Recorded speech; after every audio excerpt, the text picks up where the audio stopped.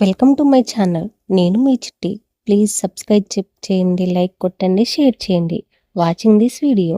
ఒక చిన్న గ్రామంలో రామయ్య అనే ఒక మనిషి ఉండేవాడు. అతను చాలా పేదవాడు. రోజు కూలి పని చేసి తన కుటుంబాన్ని పోషించేవాడు. అతనికి ఒక భార్య, ఇద్దరు పిల్లలు. జీవితం కష్టంగా ఉన్నా అతను ఎప్పుడూ నిజాయితీగా ఉండేవాడు. ఒకరోజు పని నుంచి ఇంటికి వస్తూ ఉండగా రామయ్యకు రోడ్డు పక్కన ఒక పాత మసిగుడ్డ కనిపించింది.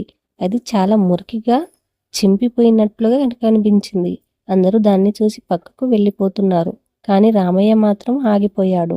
అది ఎవరికి ఉపయోగపడుతుందో కానీ నేను ఇంటికి తీసుకెళ్ళి శుభ్రం చేస్తే ఏదో ఉపయోగం ఉండొచ్చు అని అనుకున్నాడు.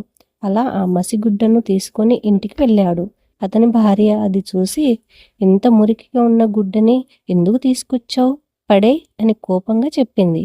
కానీ రామయ్య నవ్వుతూ, మనం పేదవాళ్ళం, మనకి చిన్న కూడా పెద్దదే, శుభ్రం చేస్తే ఉపయోగపడుతుంది కదా అని అన్నాడు. అతడు ఆ గుడ్డను బాగా ఉతికి ఎండలో ఆరబెట్టాడు. ఆశ్చర్యంగా అది మామూలు గుడ్డలా కాకుండా కొంచెం మెరుస్తున్నట్లుగా కనిపించింది. రాత్రి అందరూ నిద్రపోతుండగా రామయ్యకు ఒక విచిత్రమైన శబ్దం వినిపించింది. నన్ను గౌరవంగా చూసుకుంటున్నావు, నేను సాధారణ గుడ్డని కాదు అనే ఒక స్వరం వినిపించింది. రామయ్య భయపడి లేచాడు. చుట్టూ ఎవరూ లేరు. ఆ స్వరం మసిగుడ్డ నుంచే వస్తుంది. నేను ఒక మాయగుడ్డను, నన్ను మంచిగా చూసుకునే వారికి నేను సహాయం చేస్తాను అని అది చెప్పింది. రామయ్య ఆశ్చర్యపోయాడు.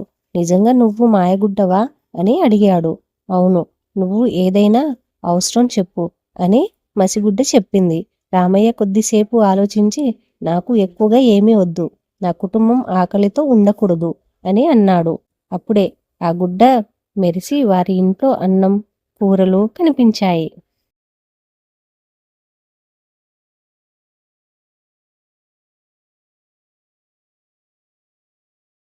ఆ రోజు నుంచి రామయ్య కుటుంబం ఎప్పుడు ఆకలితో ఉండలేదు.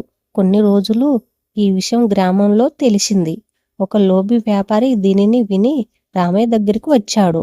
ఆ గుడ్డను నాకు అమ్ము, నేను చాలా డబ్బు ఇస్తాను అని చెప్పాడు. కానీ రామయ్య, అది నాకు అవసరం, నేను అమ్మను అని చెప్పాడు. అప్పుడు ఆ వ్యాపారి ఒక ప్లాన్ వేశాడు. రాత్రి రామయ్య ఇంట్లోకి దొంగలా వచ్చి ఆ గుడ్డను దొంగలించాడు. ఇంటికి తీసుకెళ్ళి, నాకు బంగారం కావాలి, ధనం కావాలి అని ఆ గుడ్డను చెప్పాడు. కానీ ఈసారి గుడ్డ స్పందించలేదు.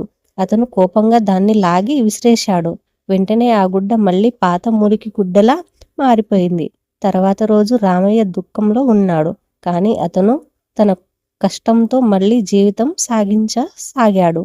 కొన్ని రోజుల తర్వాత ఆ మసిగుడ్డ మళ్ళీ అతని ఇంటి ముందే కనిపించింది. కానీ ఈసారి అది మరింత ప్రకాశంగా కనిపించింది. అది మళ్ళీ చెప్పింది, నిజాయితీ, మంచి మనసు ఉన్నవారికే నేను సహాయం చేస్తాను. నీతి, మనిషి దగ్గర ఉన్నది చిన్నదైనా దాన్ని గౌరవంగా చూసుకుంటే అది పెద్ద ఆశీర్వాదంగా మారుతుంది అని. Please subscribe my channel. Like కొట్టండి, షేర్ చేయండి. Watching this video. ప్లీజ్.